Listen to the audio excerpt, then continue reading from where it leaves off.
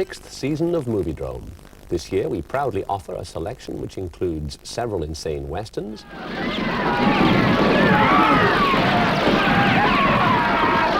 a clutch of prison escape dramas, Welcome to Alcatraz. and the British premiere of no less than 4 cult features never before publicly screened on these shores.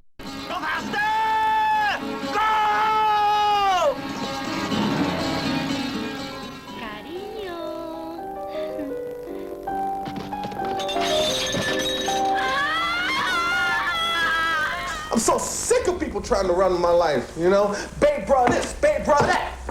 What's my name? You dumb ass, it's Babe Brother. My name is Sam. Samuel. Sit down.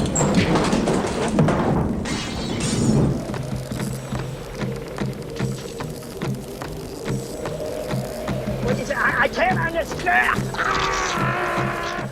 For the discerning enthusiast, we also proffer the new Moviedrome guide for a mere £3 and a limited number of the original old Moviedrome guide at a bonus price of £5 for the 2. Buy both and save £1.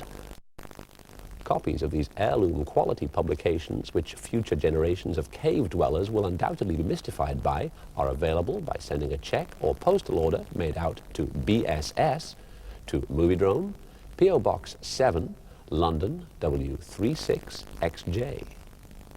Tonight, a film by Sam Raimi, director of The Evil Dead.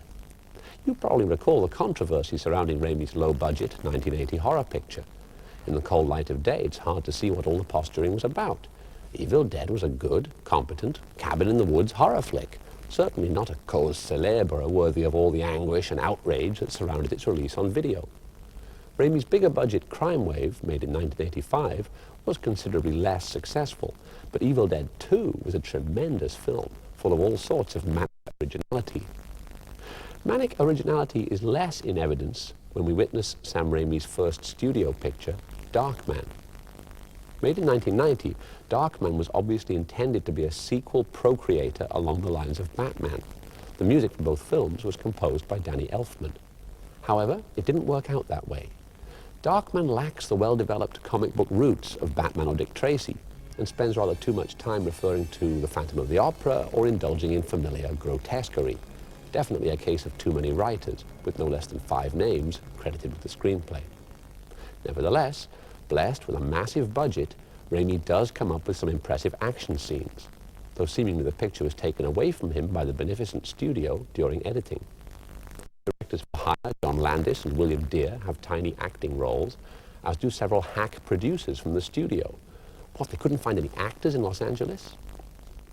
Raimi's most recent film is Army of Darkness, a sort of sequel to Evil Dead 2, which takes place where the previous film dumped its protagonist, the Dark Ages.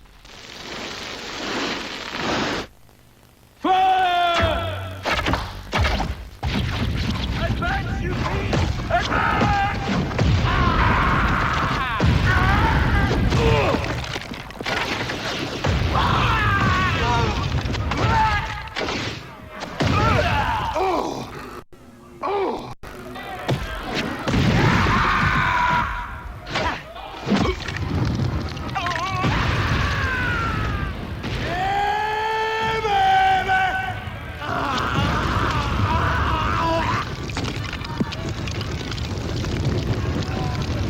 All right! Retreat! Retreat! Get the hell out of here! One rather distasteful thing about Darkman is its use of the common American movie cliché, the disposable black man. I had a girlfriend who worked for one of the major studios in Burbank, California, and she and the other secretaries were allowed to see the new studio product every week, and they used to take bets among themselves as to what reel the black character would die in. No kidding. This was a few years ago, but nothing has changed, to judge from Clint Eastwood's unsavory use of Morgan Freeman in Unforgiven.